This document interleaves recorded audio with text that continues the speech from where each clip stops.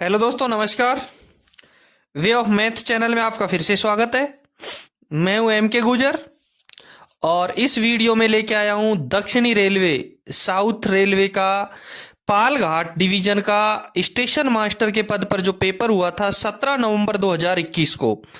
17 नवंबर 2021 को पालघाट डिवीजन में 17 नवंबर 2021 को पालघाट डिवीजन में दक्षिणी रेलवे में स्टेशन मास्टर के लिए जो पेपर हुआ था उस पेपर का हल लेके आया हूं इस वीडियो में। दोस्तों ध्यान रहे, इस पेपर में 110 क्वेश्चन है।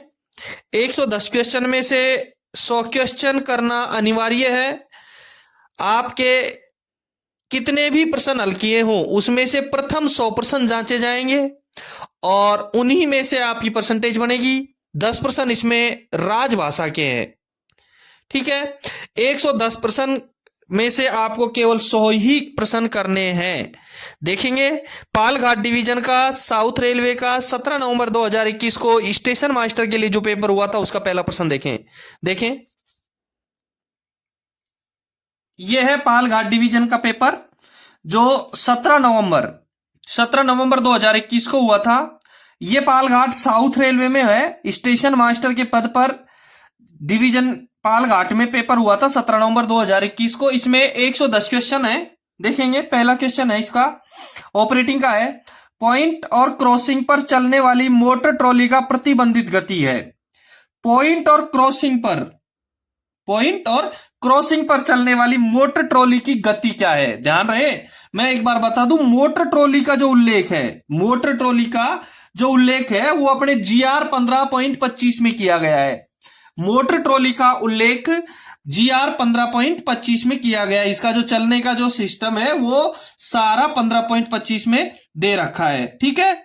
ध्यान रहे, एक चीज मैं बता दूं इसके हल से पहले आपको कि मोटर ट्रॉली में हर हालत में कम से कम 4 ट्रॉली मैन होंगे। मोटर ट्रॉली में जो दे रखी है मोटर ट्रॉली, इसका उल्लेख है वो GR के 15.25 में किया गया है। इसमें हर हालत में कम से कम 4 ट्रॉली मैन होंगे। और दूसरी चीज मैं बता दूं आपको कि 4 ट्रॉली मैनों सहित केवल 9 व्यक्ति रहेंगे। 9 व्यक्ति से अधिक ट्रॉली में नहीं बैठ सकते। मोटर ट्रॉली में केवल 9 व्यक्ति ही रहेंगे, कम से कम, ज्यादा से ज्यादा 9 व्यक्ति। 9 व्यक्तियों से ज्यादा मोटर ट्रॉली में नहीं बैठ सकते, ठीक है। और अब इसका उत्तर ढूंढते हैं। ए में दे रखा है 20 किलोमीटर प्रति घंटा, बी में दे रखा है 30 किलोमीटर प्रति घंटा, सी में दे रखा है 10 kmph और डी में 15 kmph और इसका उत्तर रहेगा 15 kmph। ध्यान रहे, स्टेशन यार्ड, कांटे, क्रॉसिंग या मोड़ पर गुजरते समय मोटर ट्रॉली की अधिकतम गति 15 किलोमीटर प्रति घंटे तक सीमित रहेगी। बिल्कुल क्लियर, इस लाइन को आप याद कर लें। मेरा उद्देश्य यह है कि आपको प्रश्नों के उत्तर यही हल करवाना। एक बार आप मेरा वीडियो देखोगे तो आप बार बार देखोगे। एक बार वीडियो देखने के बाद में आपको 50% क्वेश्चन यही याद हो जाएंगे, ये मेरी गारंटी है। पहले क्वेश्चन में देखेंगे कि स्टेशन यार्ड, कांटे, क्रॉसिंग या मोड़ पर से गुजरते समय मोटर ट्रॉली की गति 15 किलोमीटर प्रति घंटे तक सीमित रहेगी, ठीक है। पहले क्वेश्चन का आंसर हो गया डी। दूसरा क्वेश्चन देखेंगे। इससे पहले मैं बता दूं, यदि आप चैनल पे नए हैं तो एक बार चैनल को सब्सक्राइब जरूर कर दें। दूसरा क्वेश्चन है, फाटक सिग्नल, गेट सिग्नल भी कहेंगे जिसको, से पहचाना जाता है P मार्कर, बी में दे रखा है G मार्कर, सी में दे रखा है R मार्कर और डी में दे रखा है S मार्कर। देखो ए में जो दे रखा है P मार्कर का मतलब है परमिसिव सिग्नल। P मार्कर का मतलब है परमिसिव सिग्नल, जिसको हम डिस्टेंट कहेंगे। P मार्कर परमिसिव सिग्नल का सूचक है जिसको हम डिस्टेंट कहेंगे। बी में दे रखा है G marker, G marker gate signal का संकेत है। G मार्कर गेट सिग्नल का संकेत है। R मार्कर दे रखा है, R मार्कर है वो है रिपीटर सिग्नल का। R मार्कर दे रखा है वो सूचक है रिपीटर सिग्नल का। और डी में दे रखा है S मार्कर, और S मार्कर संकेत है स्टॉप सिग्नल का, चाहे वो फर्स्ट FSS हो चाहे LSS हो, फर्स्ट स्टॉप सिग्नल हो चाहे लास्ट स्टॉप सिग्नल हो चाहे स्टार्टर हो। S मार्कर स्टॉप सिग्नल का संकेत है।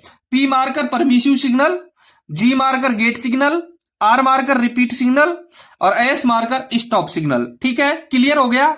दूसरे क्वेश्चन का आंसर हो गया बी, जी मार्कर। ठीक है, तीसरा क्वेश्चन देखेंगे, भारत में कितने राज्य और केंद्र शासित प्रदेश हैं? स्टेट। भारत में कितने राज्य हैं? जनरल नॉलेज का क्वेश्चन है। भारत में कितने राज्य और केंद्र शासित प्रदेश हैं? अब यह देखना है। 28 और 8, बी में 29 और 7, सी में 29 और 8 और डी में 28 और 9। ठीक है, इसका आंसर करेक्ट रहेगा ए। इसका करेक्ट आंसर रहेगा ए। भारत में 28 राज्य हैं और 8 केंद्र शासित प्रदेश हैं। अब मैं आपको 28 राज्यों के नाम लगाने में तो ज्यादा टाइम लगेगा, मैं केंद्र शासित प्रदेश है 8, उनके नाम आपको मैं गिना देता हूं।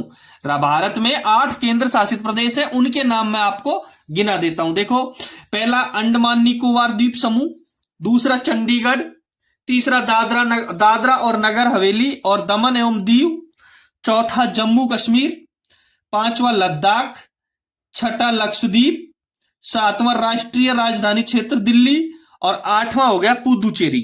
आठवां हो गया पुदुचेरी।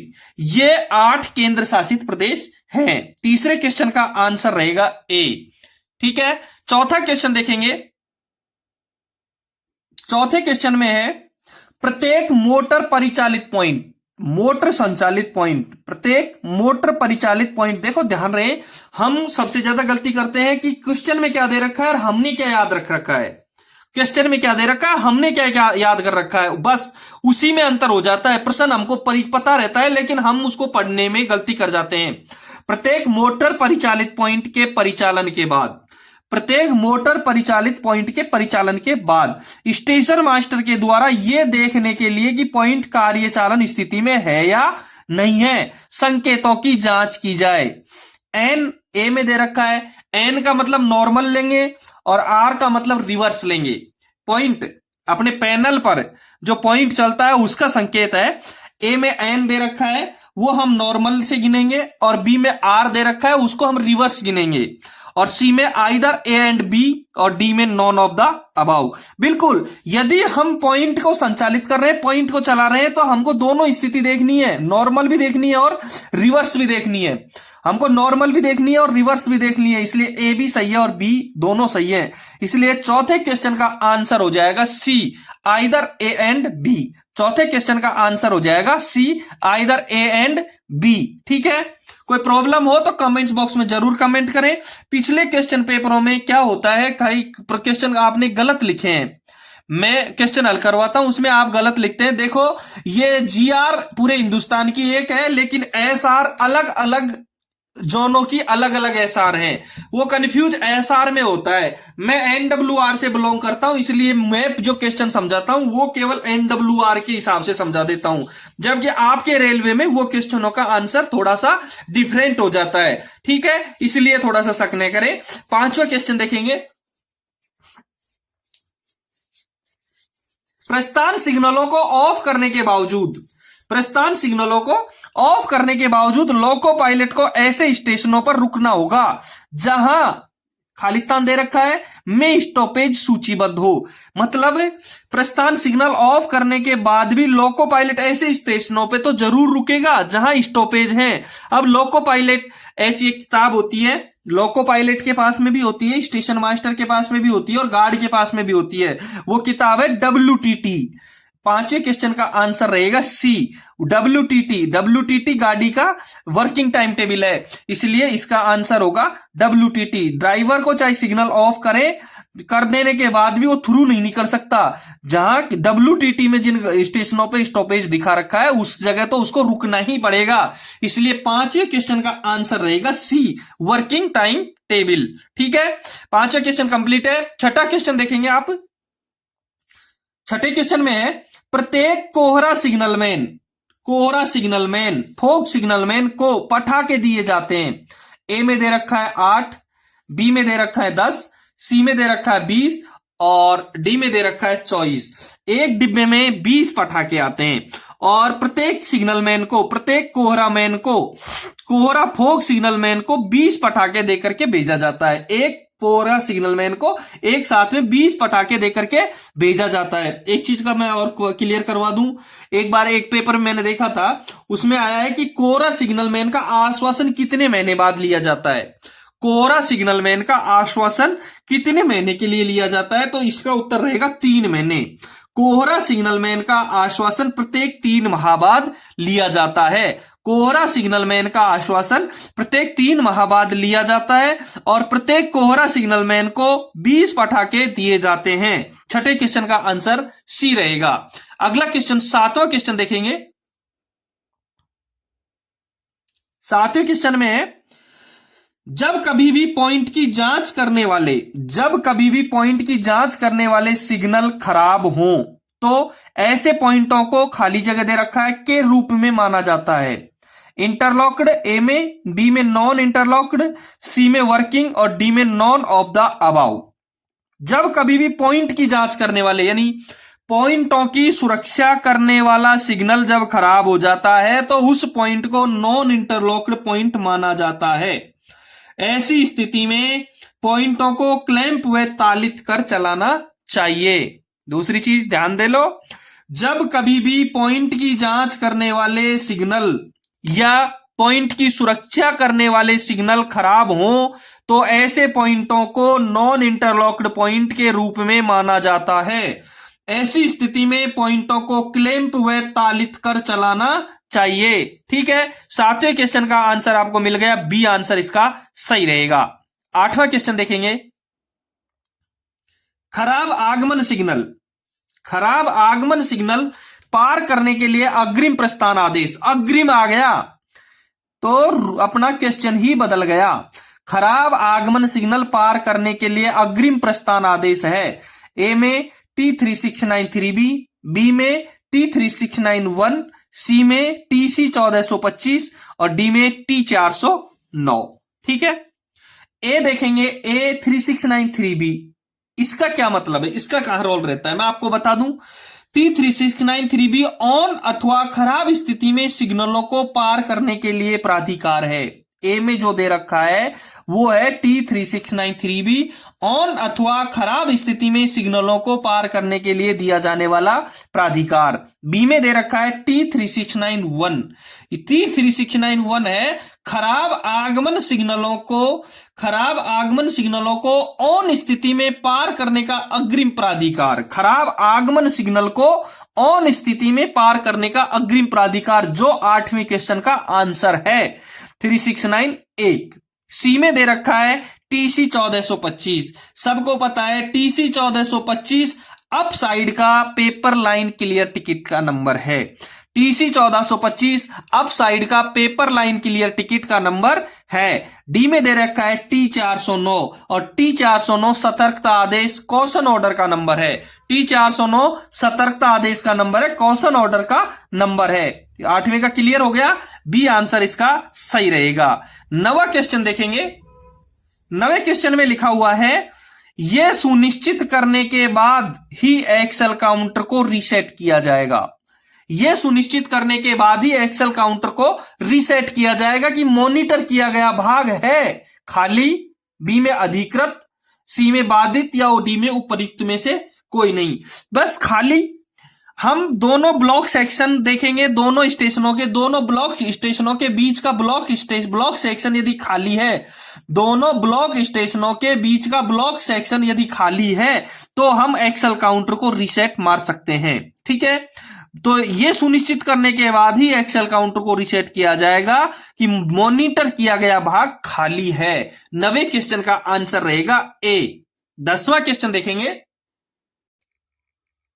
10वें क्वेश्चन का आंसर है सिग्नल को खराब तभी माना जाएगा, एक स्टॉप सिग्नल है, सिग्नल को खराब तभी माना जाएगा जब रंगीन बत्ती सिग्नल कौंध रहा हो का मतलब है फ्लैशिंग हो रहा हो, कौंध रहा हो इसका मतलब है फ्लैशिंग हो रहा हो। सिग्नल को जब ही खराब माना जाएगा जब रंगीन बत्ती सिग्नल फ्लैशिंग कर रहा हो या टिमटिमा रहा हो तथा कम से कम कितने सेकंड के लिए स्थिर संकेत नहीं दर्शा रहा हो। कोई भी सिग्नल है वो कितने टाइम तक स्थिर संकेत नहीं दर्शा रहा है तो उसको फेल माना जाएगा, ये क्वेश्चन है। कोई सा भी सिग्नल है उसको कितने समय तक वो फ्लैशिंग कर रहा है तब उसको फेल माना जाएगा। ए में 20 सेकंड, बी में 30 सेकंड, सी में 60 सेकंड और डी में 120 सेकंड। एक इसका आंसर रहेगा सी, 60 सेकंड। यदि कोई सिग्नल 60 सेकंड तक कोई स्थिर संकेत नहीं दे रहा है तो उसको खराब माना जाएगा। यदि कोई सिग्नल 60 सेकंड तक स्थिर संकेत नहीं दे रखा है, यदि कोई सिग्नल 60 सेकंड तक स्थिर संकेत नहीं दर्शा रहा है तो उसको खराब माना जाएगा। 11वां क्वेश्चन देखेंगे। 10वें क्वेश्चन का आंसर सी सही रहेगा। देखें 11वां क्वेश्चन। 11वां क्वेश्चन है, जब आईबीएस ऑन स्थिति में हो, जब आईबीएस ऑन स्थिति में हो, टेलीफोन काम नहीं कर रहा हो तो लोको पायलट 5 मिनट प्रतीक्षा करने के बाद अगले रोग सिग्नल तक दृश्यता स्पष्ट न होने या न होने पर अधिकतम की गति पर आगे बढ़ेगा। देखो क्वेश्चन को समझो, ये प्रश्न है वो 2022 में भी आ गया है। मैसूर डिवीजन के गुड्स गार्ड का जो पेपर हुआ था 9 मार्च 2022 को, ध्यान रहे, मैसूर डिवीजन का गुड्स गार्ड का जो पेपर हुआ था 9 मार्च 2022 को, उसके पेपर में भी यह प्रश्न आया हुआ है। जब आईबीएस ऑन स्थिति में हो, आईबीएस सिग्नल है वो ऑन पोजीशन में है, टेलीफोन काम नहीं कर रहा है, तो उसके ऊपर लोको पायलट वहां रुकेगा और 5 मिनट तक उसकी प्रतीक्षा करेगा। जब आईबीएस ऑन स्थिति में है, टेलीफोन काम नहीं कर रहा है, तो लोको पायलट वहां 5 मिनट तक रुकेगा। उसके बाद अगले रोग सिग्नल तक दृश्यता स्पष्ट होने न होने पर क्या स्पीड रहेगी? वो इसका आंसर रहेगा डी, दृश्यता स्पष्ट रहेगी तो 15 किलोमीटर प्रति घंटे की रफ्तार से चलेगा, और दृश्यता साफ नहीं रहेगी तो वो 8 किलोमीटर प्रति घंटे की रफ्तार से चलेगा। आईबीएस ऑन पोजीशन में है, टेलीफोन काम नहीं कर रहा है, लोको पायलट वहां 5 मिनट तक रुकेगा, और यदि दृश्यता साफ है तो 15 किलोमीटर प्रति घंटे की रफ्तार से आगे बढ़ेगा, और दृश्यता साफ नहीं है तो 8 किलोमीटर प्रति घंटे की रफ्तार से आगे बढ़ेगा। इसलिए 11वें क्वेश्चन का आंसर रहेगा डी, 11वें क्वेश्चन का आंसर रहेगा डी। 12वां क्वेश्चन देखेंगे। पीएससी स्लीपरों पर 8 सही 1/2 टर्न आउट में 1/52/60 किलोग्राम रेल के घुमावदार स्विच पर एक ट्रेन की गति प्रतिबंधित है। पहले 52 किलोग्राम रेल और 60 किलोग्राम रेल के बारे में आपको थोड़ा सा बता देते हैं। 52 किलोग्राम रेल वो होती है जो 1 मीटर में 52 किलोग्राम वजन होता है, और 60 किलोग्राम रेल वो होती है जो 1 मीटर रेल में 60 किलोग्राम वजन होता है। 52 केजी रेल और 60 केजी रेल दोनों अलग अलग है। 52 केजी रेल का मतलब है 1 मीटर में 52 किलोग्राम वजन, और 60 केजी रेल का मतलब है 1 मीटर में 60 किलोग्राम वजन। 12वें क्वेश्चन का आंसर रहेगा सी, 15 kmph। 12वें क्वेश्चन का आंसर रहेगा सी, 15 kmph। ठीक है। 13वां क्वेश्चन देखेंगे। स्टेशन मास्टर के माध्यम से, स्टेशन मास्टर के माध्यम से लोको पायलट को दी जाने वाली सूचना में, स्टेशन मास्टर के माध्यम से लोको पायलट को दी जाने वाली सूचना में बिना गार्ड के गाड़ी चलाने की कथन के साथ साथ, बिना गार्ड के गाड़ी चलाने के कथन के साथ साथ आवश्यक पृष्ठांकन किया जाता है। इस सूचना को कहा जाता है, इस सूचना को सतर्कता आदेश कहा जाता है, इस सूचना को सतर्कता आदेश कहा जाता है। 13वें क्वेश्चन का आंसर रहेगा डी, 13वें क्वेश्चन का आंसर रहेगा डी, 13वें क्वेश्चन का आंसर डी रहेगा। ठीक है। स्टेशन मास्टर के माध्यम से लोको पायलट को दी जाने वाली सूचना में बिना गार्ड के गाड़ी चलाने की कथन के साथ साथ आवश्यक पृष्ठांकन दिया जाता है। इस सूचना को सतर्कता आदेश कहा जाता है। 13वें क्वेश्चन का आंसर डी रहेगा। 14 नंबर का क्वेश्चन देखेंगे। जब स्टेशन मास्टर को गाड़ी पर गर्म धुरा की सूचना मिले, हॉट एक्सल की, जब स्टेशन मास्टर को गाड़ी पर हॉट एक्सल की इंफॉर्मेशन मिले, इसे विशेष रूप से प्रवेश कराया जाएगा। ए में दे रखा है line provided with send hump, ऐसी लाइन जिसमें डेड एंड हो। बी में लूप लाइन दे रखा है, सी में मेन लाइन दे रखा है, और डी में नॉन ऑफ दीज। ठीक है। जब स्टेशन मास्टर को गाड़ी पर गर्म धुरा की सूचना मिले तो इसे विशेष रूप से मेन लाइन पर प्रवेश करवाया जाएगा। हॉट एक्सल की इंफॉर्मेशन मिलने के साथ ही स्टेशन मास्टर आने वाली गाड़ी को मेन लाइन में एंट्री करेगा, मेन लाइन में एंटर करेगा। आंसर 14 का रहेगा सी। स्टेशन मास्टर को गर्म धुरा की सूचना मिलने के बाद में वो उस गाड़ी को मेन लाइन में प्रवेश करवाएगा। 14 नंबर के क्वेश्चन का आंसर रहेगा सी। 15 नंबर का क्वेश्चन देखेंगे। जब कभी भी गाड़ी इंजन बदलने पर, गाड़ी का इंजन बदलना है, जब कभी भी गाड़ी इंजन बदलने पर की जाने वाली परीक्षण खाली जगह है, गाड़ी का इंजन बदलने पर की जाने वाली परीक्षण का नाम क्या है? ए में दे रखा है ब्रेक कंटिन्यूटी, बी में दे रखा है जीएलपी चेक, सी में दे रखा है ब्रेक पावर और डी में दे रखा है फील्ड टेस्ट।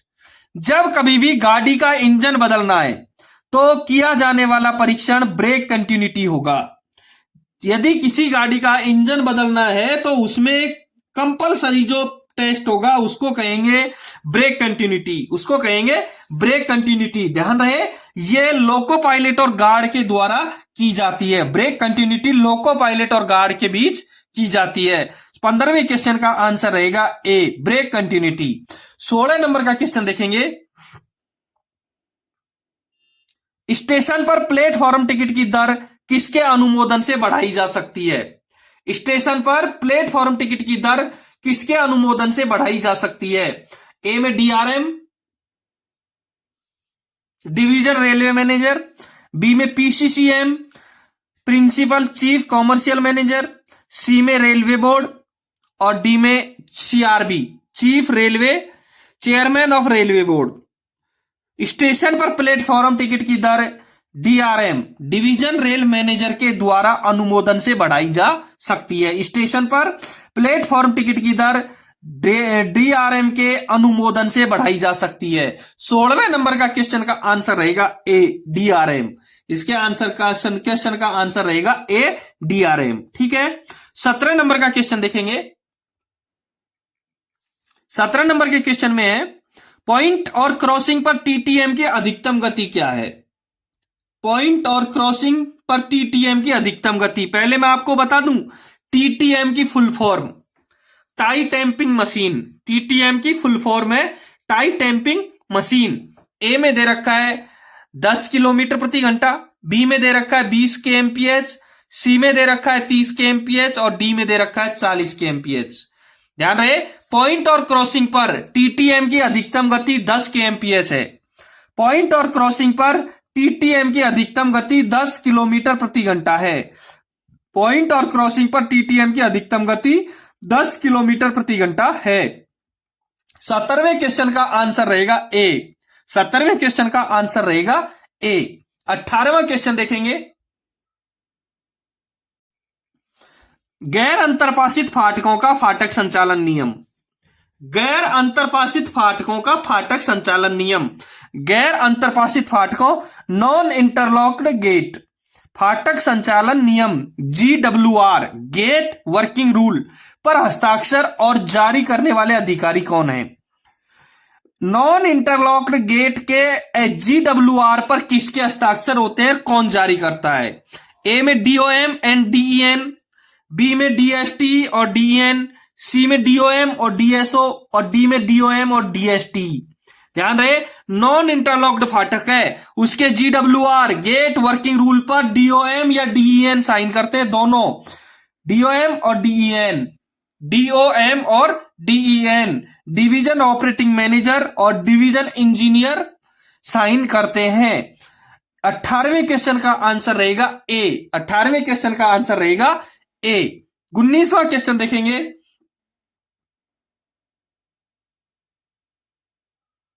एक बार नए रूप में स्टेशन संचालन नियम जारी करना चाहिए, यानी कि नया स्टेशन संचालन नियम, नया SWR कब जारी होता है? नया स्टेशन संचालन नियम या नया SWR कब जारी होता है? ए में दे रखा है 3 years 3 साल बाद, बी में 5 साल बाद, सी में 1 year after complaints of half years 1 साल के बाद में या आधी साल के बाद में, डी में 10 years यानी 10 साल के बाद में। SWR प्रत्येक 5 साल के बाद चेंज हो जाता है। SWR बी आंसर सही रहेगा, प्रत्येक 5 साल के बाद चेंज हो जाता है। SWR का नया SWR जारी होने का दिन है 5 साल के बाद, या फिर 5 साल से पहले यदि 5 करेक्शन स्लिप आ गई हो और छठी करेक्शन स्लिप निकालने की जरूरत हो। 5 साल से पहले कब बदलते हैं इसको? 5 साल से पहले बदलते हैं जब 5 करेक्शन स्लिप आ गई हो और छठी करेक्शन स्लिप की आवश्यकता हो। तो छठी करेक्शन स्लिप नहीं निकालते हैं, उससे पहले SWR नया जारी कर देते हैं। ध्यान रहे, 5वीं करेक्शन स्लिप आ गई हो और छठी करेक्शन स्लिप निकालने की जरूरत हो तो करेक्शन स्लिप नहीं निकालते हैं, स्टेशन संचालन नियम ही जारी कर देते हैं। 19वें क्वेश्चन का आंसर रहेगा बी। 19वें क्वेश्चन का आंसर रहेगा बी। 20वां क्वेश्चन देखेंगे। बाधित लाइन पर गाड़ी को प्राप्त करते समय, बाधित लाइन पर गाड़ी को प्राप्त करते समय रोक हाथ सिग्नल को खाली जगह की दूरी पर अवरोधित पॉइंट से प्रदर्शित करना चाहिए। यानी ये दूरी से कम नहीं होनी चाहिए, निश्चित नहीं, ज्यादा हो सकती है, से कम न हो। बाधित लाइन पर गाड़ी को प्राप्त करते समय रोक हाथ सिग्नल को कितने मीटर की दूरी पर अवरोधित पॉइंट से प्रदर्शित करना चाहिए? ए में 45 मीटर, बी में 20 मीटर, सी में 120 मीटर और डी में 180 मीटर। ठीक है, मैं पूरा क्लियर करवा देता हूं आपको। ए में 45 मीटर दे रखी है, 45 मीटर कहां दूरी काम आती है वो देख लें। लोको पायलट गाड़ी को प्रथम रोक सिग्नल पर खड़ी कर देगा, इसके पश्चात station master calling on signal लगा हो तो उसे ऑफ करेगा। ध्यान रहे, बाधित लाइन पर गाड़ी को लेने की शर्तें क्या होती हैं? लोको पायलट गाड़ी को प्रथम रोक सिग्नल पर खड़ी कर देगा, इसके पश्चात station master calling on signal लगा हो तो उसे ऑफ करेगा, अन्यथा T509 का प्राधिकार दे करके कॉलिंग ऑन सिग्नल दे रखा हो तो उसको ऑफ करेगा, नहीं तो T509 का प्राधिकार देकर स्वयं या सक्षम कर्मचारी रुकावट से 45 मीटर दूर खड़ा रहेगा। या तो स्वयं या उसका सक्षम कर्मचारी रुकावट से 45 मीटर दूर खड़ा रहेगा तथा आने वाली गाड़ी को तब तक स्टॉप हैंड सिग्नल दिखाता रहेगा जब तक कि गाड़ी अवरुद्ध लाइन पर आकर खड़ी नहीं हो जाती है। स्टेशन मास्टर स्वयं या सक्षम कर्मचारी रुकावट से 45 मीटर दूर खड़ा रहेगा तथा आने वाली गाड़ी को तब तक स्टॉप सिग्नल दिखाता रहेगा जब तक कि गाड़ी अवरुद्ध लाइन पर आकर खड़ी नहीं हो जाती है। यानी 20वें क्वेश्चन का आंसर रहेगा ए। 20वें क्वेश्चन का आंसर रहेगा ए। बी में 20 मीटर दे रखा है, मैं आपको क्लियर करवा दूं 20 मीटर कहां काम आता है। संटिंग के दौरान इंजन को लोड पर जोड़ने से पहले 20 मीटर दूर खड़ा करना चाहिए। संटिंग के दौरान 20 मीटर काम में आता है। संटिंग के दौरान इंजन को लोड पर जोड़ने से पहले 20 मीटर दूर खड़ा करना होता है। वह उसके पश्चात सावधानी पूर्वक कोच को जोड़ना या काटना होता है। संटिंग के दौरान कोच को 20 मीटर दूर खड़ा करेंगे, बाधित लाइन पर गाड़ी लेंगे तो उसको 45 मीटर दूर खड़ा करेंगे। सी में 120 मीटर दे रखा है, ये सिग्नल ऑफ करने की पर्याप्त दूरी है। 120 मीटर सिग्नल ऑफ करने की पर्याप्त दूरी है। और 180 मीटर दे रखा है, ये 180 मीटर लाइन क्लियर देने की पर्याप्त दूरी है। 20वें क्वेश्चन में चारों दे रखे हैं, मैंने चारों क्लियर करवा दिए। ए में 45 मीटर दे रखा है जो बाधित लाइन पर गाड़ी को प्राप्त करते समय हाथ सिग्नल को दिखाने की दूरी है। बी में 20 मीटर दे रखा है जो संटिंग के दौरान इंजन को लोड पर जोड़ने से पहले खड़ा करने की दूरी है। सी में 120 मीटर दे रखा है जो सिग्नल ऑफ करने के लिए पर्याप्त दूरी है। और डी में 180 मीटर दे रखा है जो लाइन क्लियर देने के लिए पर्याप्त दूरी है। मल्टी एस्पेक्ट में, colour light multi aspect MACLS में। ठीक है, 20वां क्वेश्चन क्लियर है। 21वां क्वेश्चन से पहले मैं आपको बता दूं, यदि आपको किसी भी प्रश्न पत्र की PDF चाहिए तो मेरे टेलीग्राम लिंक दे रखा है इसमें डिस्क्रिप्शन में, उस पर क्लिक करें। और आपके डिवीजन में यदि कोई पेपर होता है तो मेरे को टेलीग्राम या व्हाट्सएप पे जरूर भेजें, मैं उसका हल मेरे लिंक पर जरूर डालूंगा। 21वां क्वेश्चन देखेंगे। यदि आपने चैनल सब्सक्राइब नहीं किया है तो एक बार चैनल को सब्सक्राइब जरूर कर दे। देखें 21वां क्वेश्चन। 21वें क्वेश्चन में है, जब एक लाइन से दूसरी लाइन पर बरास्ता मेन लाइन से एक लाइन से दूसरी लाइन पर वह रास्ते मेन लाइन से पूरी गाड़ी को बैकिंग करते समय, खाली जगह दे रखी है, द्वारा संटिंग पर्यवेक्षण करना चाहिए। यानी कि एक लाइन से दूसरी लाइन पर मेन लाइन से पूरी गाड़ी को बैकिंग करते समय किसके द्वारा संटिंग पर्यवेक्षण करना चाहिए, ये क्वेश्चन है।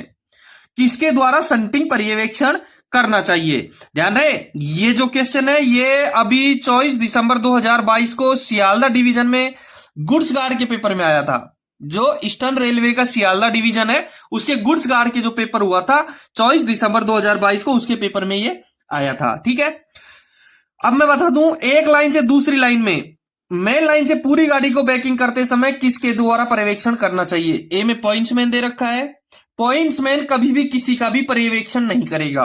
लोको पायलट किसी का भी पर्यवेक्षण नहीं करेगा। ए और बी तो किसी के भी संटिंग में किसी के भी सुपरवाइजर नहीं हो सकते। सी में स्टेशन मास्टर दे रखा है, डी में गुड्स गार्ड दे रखा है, सॉरी स्टेशन मास्टर और गार्ड दे रखा है। तो एक लाइन से दूसरी लाइन में मेन लाइन से पूरी गाड़ी को बैकिंग करते समय संटिंग पर्यवेक्षण स्टेशन मास्टर करेगा। 21वें क्वेश्चन का आंसर रहेगा सी।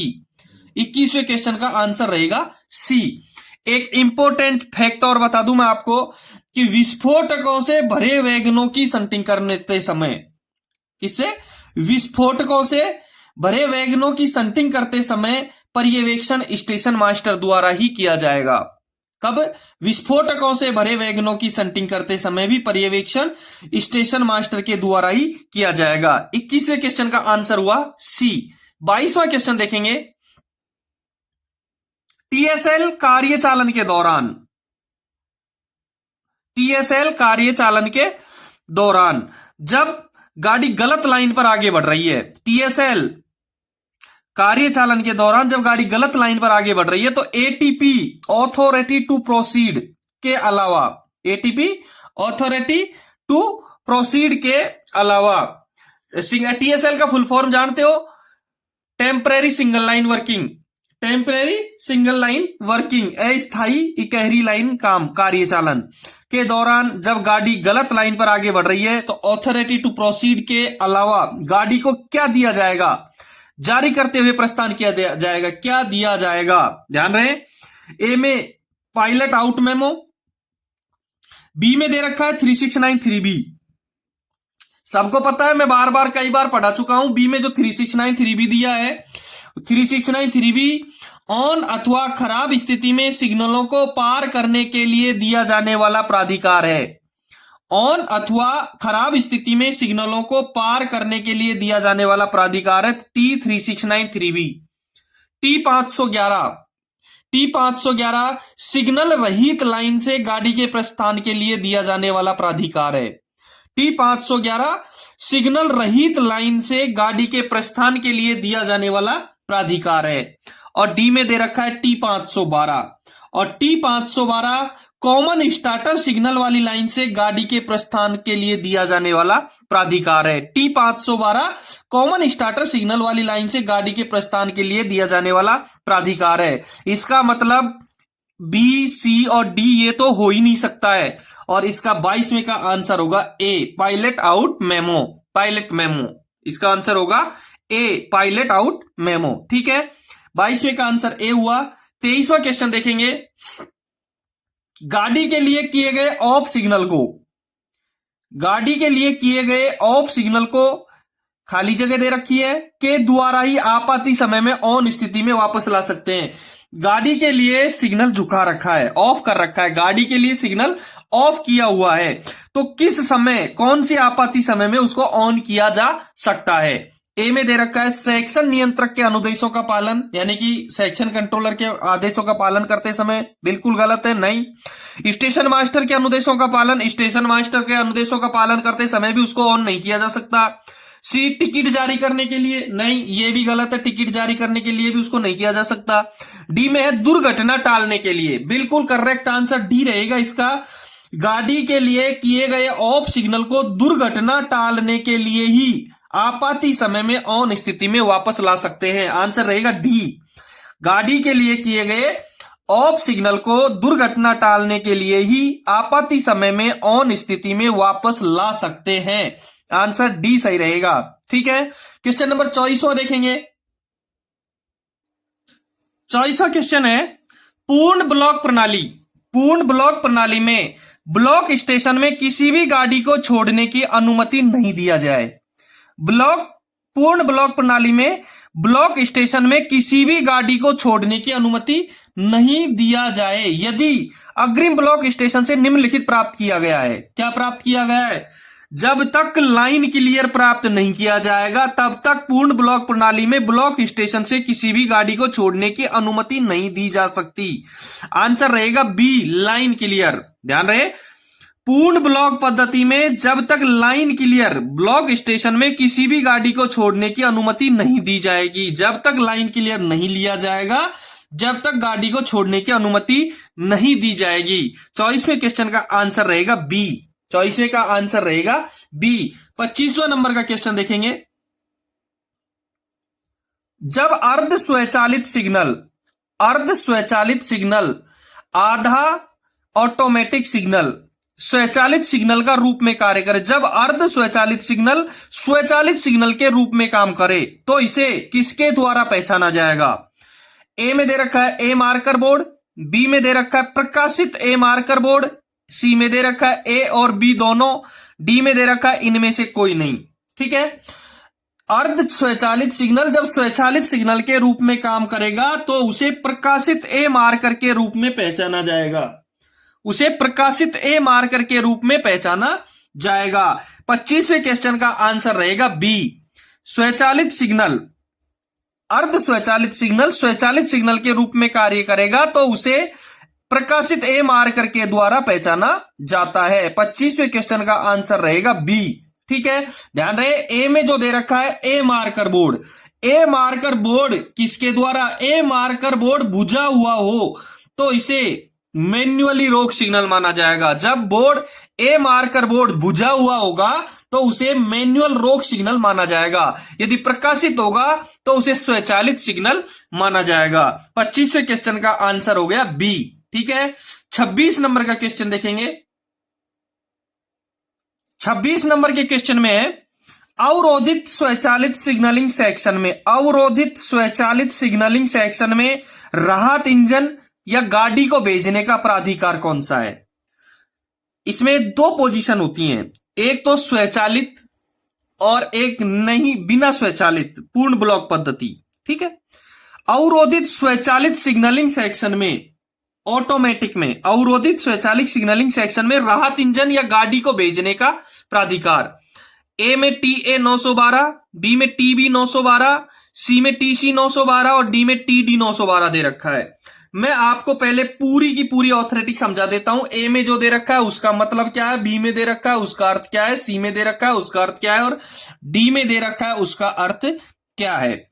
ए में दे रखा है TA 912। ध्यान रहे, ऑटोमेटिक, सेमी ऑटोमेटिक या मैन्युअली या गेट रोड सिग्नल।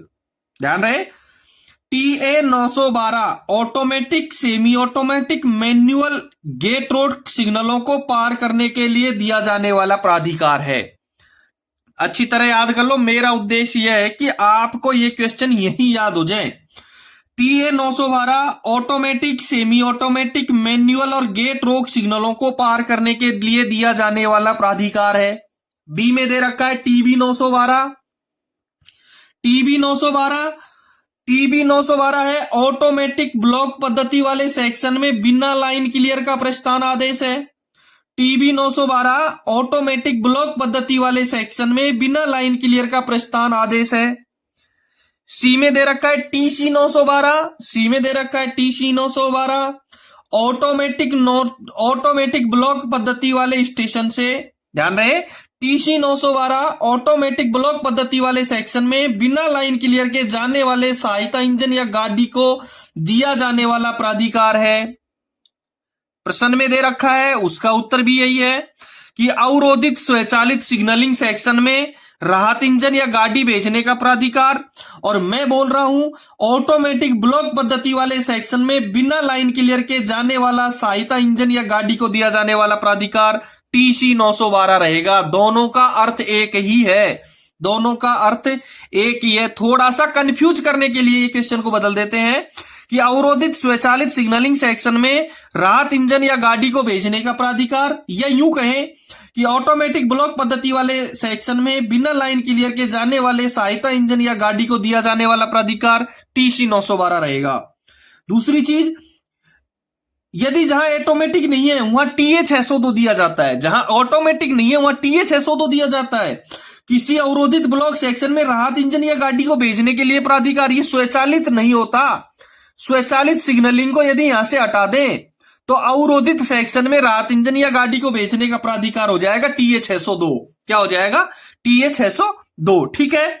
डी में TD 602 दे रखा है और TD 602 सिग्नलों की दीर्घकालीन खराबी के दौरान, लंबे समय की खराबी के दौरान ऑटोमेटिक सेक्शन में गाड़ी संचालन के लिए दिया जाने वाला प्राधिकार है। TD 912 है सिग्नलों की लंबी अवधि के खराबी के दौरान ऑटोमेटिक सेक्शन में गाड़ी संचालन के लिए दिया जाने वाला प्राधिकार है TD 912। 26वें क्वेश्चन का आंसर क्लियर हो गया, TC 912। और यदि स्वचालित नहीं होता तो TA 602 इसको कहते। ठीक है। 26 नंबर के क्वेश्चन का आंसर हो गया C।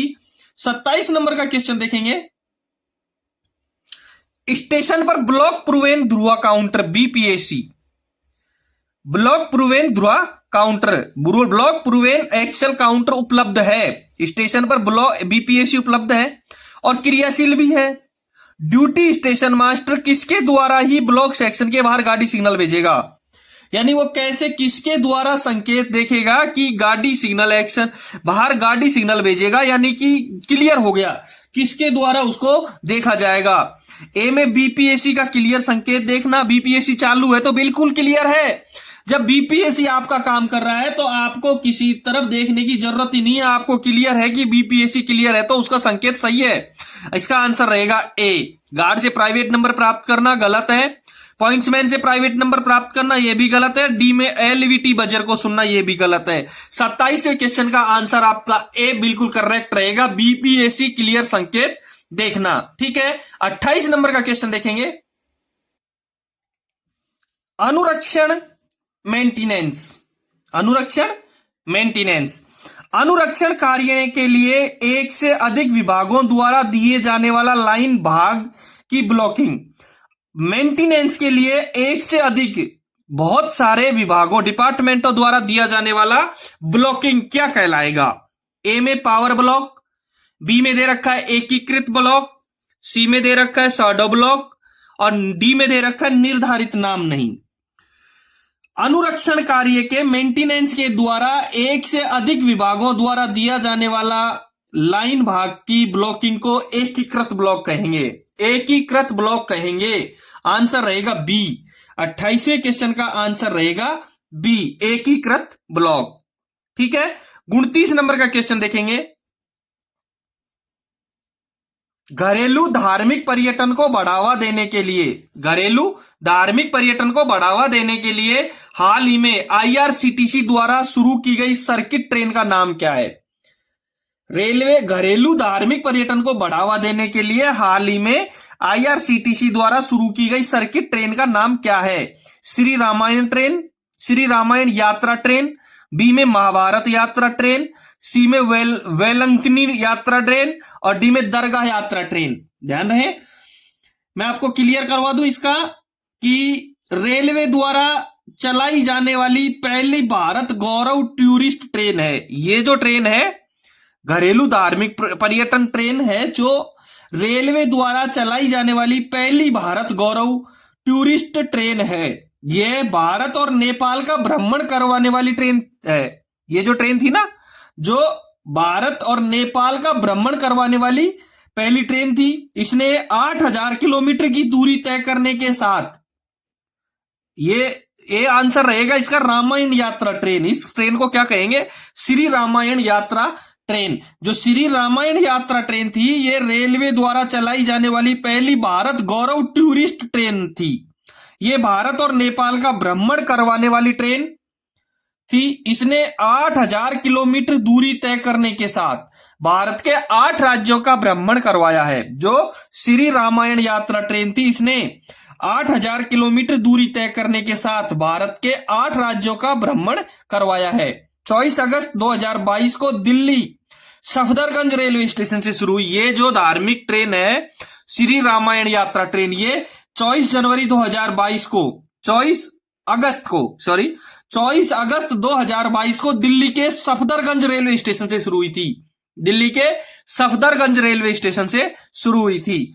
ठीक है, 29वें क्वेश्चन का आंसर रहेगा ए। बता दूं, ये पालघाट डिवीजन का स्टेशन मास्टर का पेपर 17 नवंबर 2021 को हुआ था, जिसका हम हल करवा रहे हैं।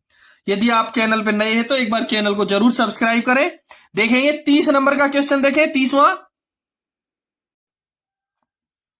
30वां क्वेश्चन है, लाइन ब्लॉक, एकीकृत ब्लॉक और शैडो ब्लॉक के दौरान अनुमति दी जाने वाली सामग्री गाड़ियों की संख्या है।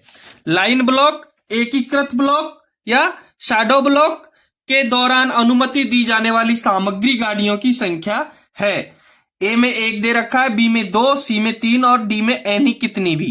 आंसर इसका सही रहेगा ए। लाइन ब्लॉक, एकीकृत ब्लॉक या शैडो ब्लॉक के दौरान अनुमति दी जाने वाली सामग्री गाड़ी की संख्या केवल 1 रहेगी। तीसरे क्वेश्चन का आंसर रहेगा 1। तीसरे क्वेश्चन का आंसर रहेगा 1 ए। 31 नंबर का क्वेश्चन देखेंगे, आइसोलेटर परिचालन, आइसोलेटर चलाने के लिए कब, आपातकालीन में के लिए मंडल विद्युत इंजीनियर द्वारा स्टेशन मास्टर को जारी सक्षम प्रमाण पत्र की वैधता अवधि है। आइसोलेटर परिचालन के लिए मंडल विद्युत इंजीनियर द्वारा स्टेशन मास्टर को जारी सक्षम प्रमाण पत्र की वैधता है। ए में 2 वर्ष, बी में 3 वर्ष, सी में 4 वर्ष और डी में 5 वर्ष। आंसर रहेगा इसका बी, 3 वर्ष। आइसोलेटर परिचालन के लिए मंडल विद्युत इंजीनियर द्वारा स्टेशन मास्टर को जारी सक्षम प्रमाण पत्र की वैधता 3 वर्ष है। कितनी वर्ष है? 3 वर्ष है। 31वें क्वेश्चन का आंसर रहेगा बी। 32 नंबर का क्वेश्चन देखेंगे, जब ब्लास्ट लेवल से ऊपर पानी बहता है, बरसात के मौसम का क्वेश्चन है, जब ब्लास्ट लेवल से ऊपर पानी बहता है लेकिन रेल लेवल से कम हो, बरसात का पानी ब्लास्ट लेवल से ऊपर बहता है लेकिन रेल लेवल से कम हो तो गाड़ियों को निम्नलिखित के अनुसार अनुमति दी जाएगी। रेल लेवल से कम है और ब्लास्ट लेवल से ऊपर है तो कैसे अनुमति दी जाएगी? ए में दे रखी है, गाड़ी को अनुमति नहीं दिया जाएगा। बी में गाड़ी को रोकें और बहाव वेग कम होने के बाद आगे बढ़ाई जाए। सी में गाड़ी को रोकें और रेल पथ निरीक्षण द्वारा पायलट किया जाए। और डी में दे रखा है, गाड़ी आने से पहले स्लीपरों के दोनों छोर पर एक एक करके बराबर दोनों व्यक्तियों द्वारा रेल पथ पर चलना चाहिए। बिल्कुल करेक्ट रहेगा। ध्यान रहे, गाड़ी आने से पहले स्लीपरों के दोनों छोर पर एक एक करके बराबर दोनों व्यक्तियों द्वारा रेल पथ पर चलना चाहिए और चेक करने के बाद गाड़ी को सामान्य गति से चलाया जाएगा। इतना चेक करने के बाद में गाड़ी को सामान्य गति से चलाया जाएगा क्योंकि रेल लेवल से पानी कम है। तो 32वें क्वेश्चन का आंसर रहेगा डी।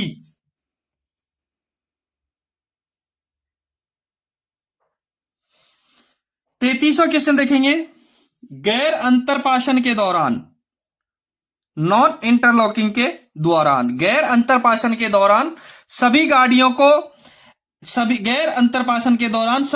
को एफएसएस पर फर्स्ट स्टॉप सिग्नल पर लाकर रोकें।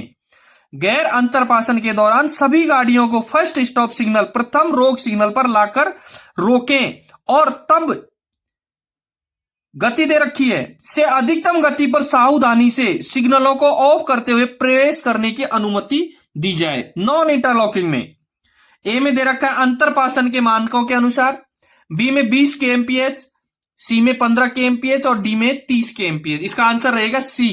33वें क्वेश्चन का आंसर रहेगा सी कि गैर अंतरपाशन के दौरान सभी गाड़ियों को एफएसएस पर लाकर रोकें और तब 15 किलोमीटर प्रति घंटे से अधिकतम गति पर, तब 15 किलोमीटर प्रति घंटे से अधिकतम गति पर सावधानी से, 15 किलोमीटर प्रति घंटे से अधिकतम गति पर सावधानी से सिग्नलों को ऑफ करते हुए प्रवेश करने की अनुमति दी जाए।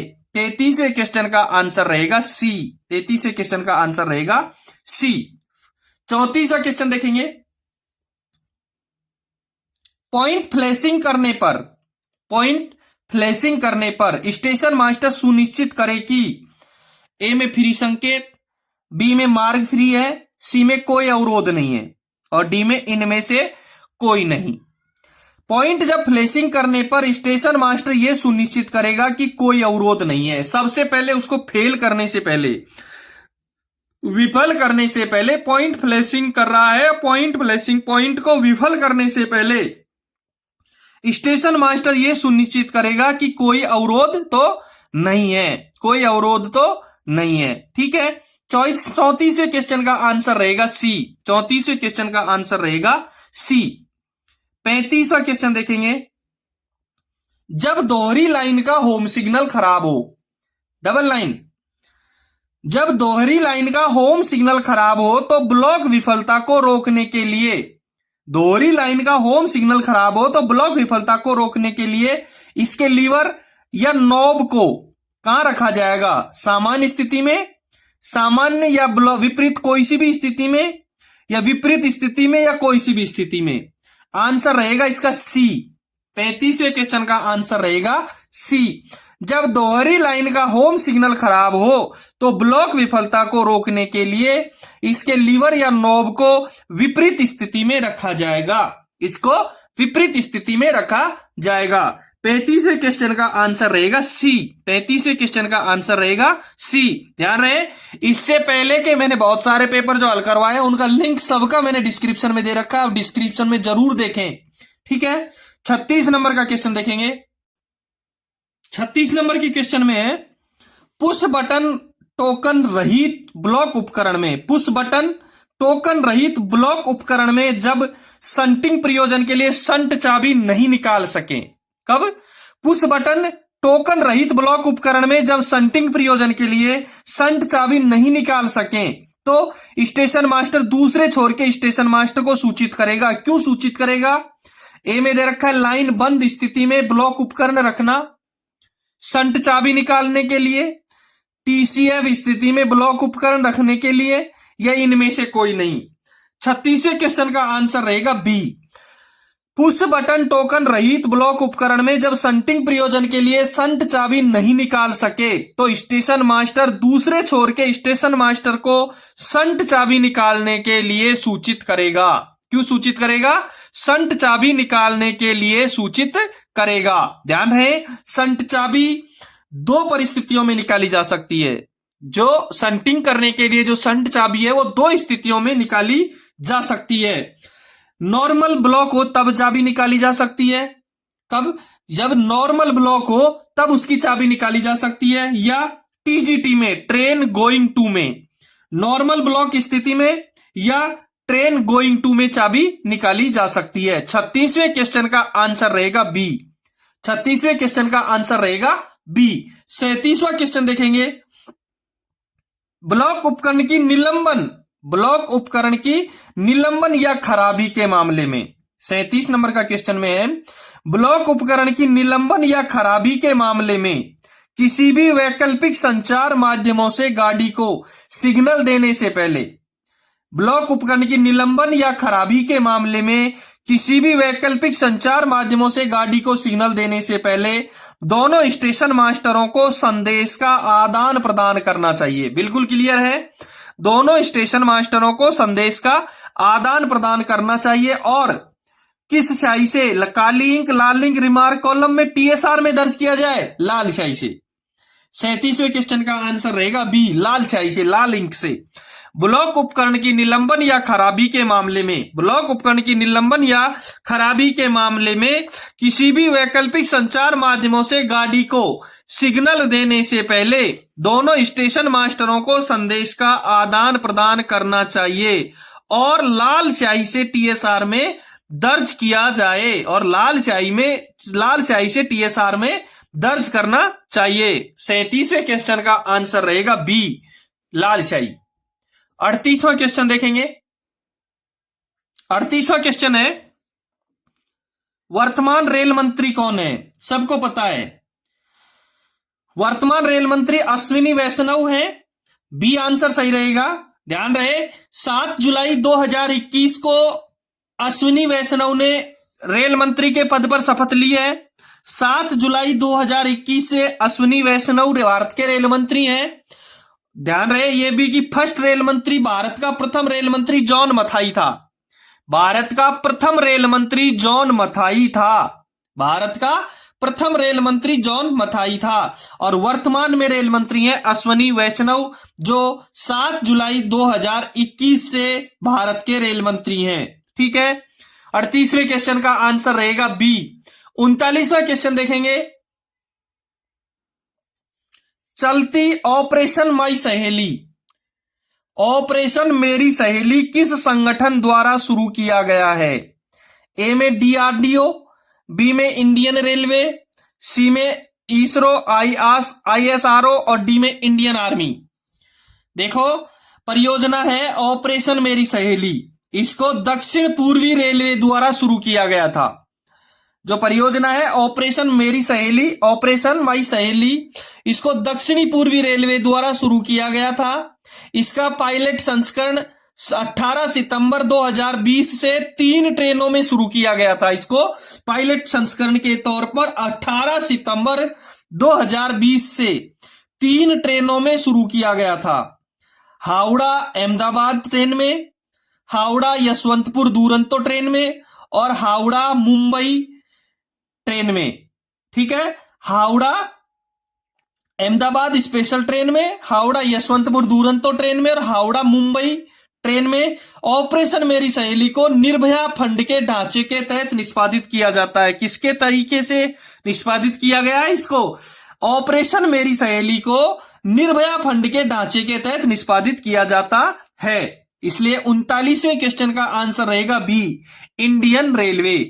भारतीय और कौन सी रेलवे? दक्षिणी पूर्वी रेलवे, साउथ ईस्टर्न रेलवे द्वारा इसको शुरू किया गया है। 39वें क्वेश्चन का आंसर रहेगा बी। 39वें क्वेश्चन का आंसर रहेगा बी।